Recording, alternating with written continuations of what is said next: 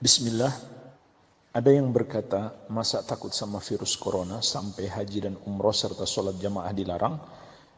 Pertanyaannya, bagaimana menasihati orang yang berpandangan seperti ini? Syariat menyuruh kita untuk melakukan sebab, untuk menempuh sebab-sebab. Ini perintah syariat. Jadi jemaah sekalian, ketika kita berusaha untuk menghindar dari penyakit corona, pada hakikatnya kita sedang menjalankan perintah syariat Allah Azza wa Jalla. Ya, disebutkan dalam banyak hadis. Di antaranya Rasulullah SAW bersabda, "Wa firra minal majdzum kama tafirru minal asad." Larilah kamu dari orang yang terkena penyakit kusta sebagaimana kamu lari dari singa. Jadi Rasulullah SAW menyuruh kita bersungguh-sungguh menghindari sebab terjerumusnya kita di dalam penyakit. Iya. Bahkan Nabi SAW memerintahkan untuk lockdown. Beliau bersabda, "Idza sami'tum bihi bi ardin fala taqdamu alaih." Kalau kalian mendengarkan terjadi wabah taun di satu negeri, jangan kalian datang ke sana. Wa idza waqa'a bi ardin wa antum biha fala takhruju firaran minhu. Dan apabila kalian berada di satu negeri dan terjadi penyakit taun, janganlah kalian keluar untuk lari darinya. Jadi diperintahkan oleh Rasulullah SAW untuk tidak mendatangi negeri yang atau daerah yang tersebar wabah padanya, dan sebaliknya kita tidak keluar darinya agar kita tidak menularkan kepada orang yang berada di luar daerah kita. Dan masih banyak lagi jemaah sekalian hadis-hadis yang lain. Ini menunjukkan kepada kita Rasulullah SAW menyuruh kita menempuh sebab-sebab agar terhindar dari penyakit. Nah, fakta sudah berbicara.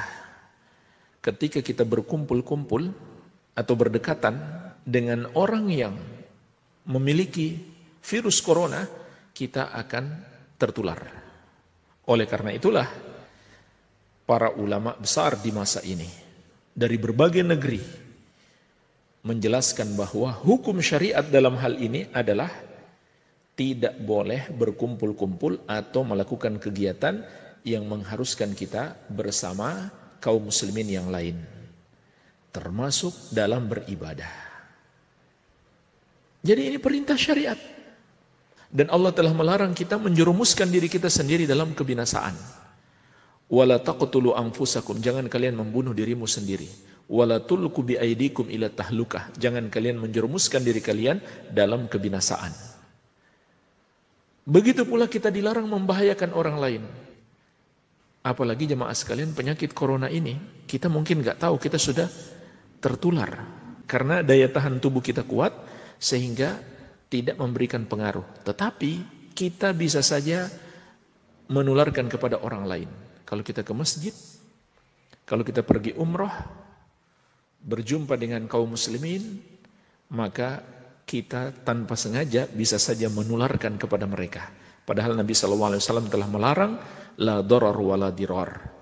Tidak boleh menimpakan bahaya dan tidak boleh membalas saling menimpakan bahaya. Jadi dilarang oleh Rasulullah SAW. Iya. Jadi syariat yang menyuruh kita untuk tinggal di rumah dan melarang kita pergi ke masjid atau pergi umroh, atau dengan kata lain berkumpul bersama kaum muslimin sehingga membahayakan diri kita atau membahayakan mereka. Maka syariat yang menyuruh kita untuk melakukannya. Iya. Oleh karenanya jemaah sekalian, ketika safar yang sangat berat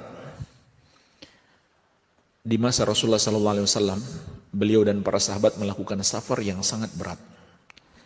Maka beliau pun berbuka puasa. Beliau mendengarkan ada kaum muslimin yang masih berpuasa.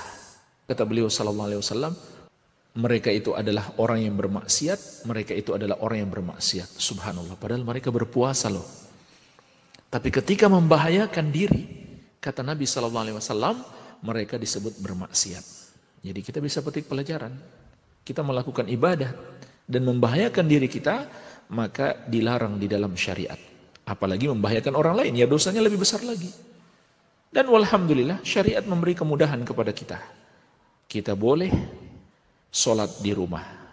Dan kalau kita nggak bisa haji atau umroh, maka jika kita punya niat yang kuat, kita tetap dapat pahalanya. Apalagi kita sudah punya kebiasaan. Orang yang sudah biasa sholat berjamaah, kemudian dia tidak bisa menghadiri masjid, maka Nabi SAW bersabda, "Idza maridal abdu aw safara, kutiba lahu ma kana ya'mal muqiman sahihan." Apabila seorang hamba sakit atau melakukan safar, tetap ditulis pahala baginya yang biasa dia kerjakan ketika mukim lagi sehat. Jadi ini harap dipahami dengan baik. Wabillahi taufik. Wassallallahu ala nabiyina Muhammadin wa alihi wasallam.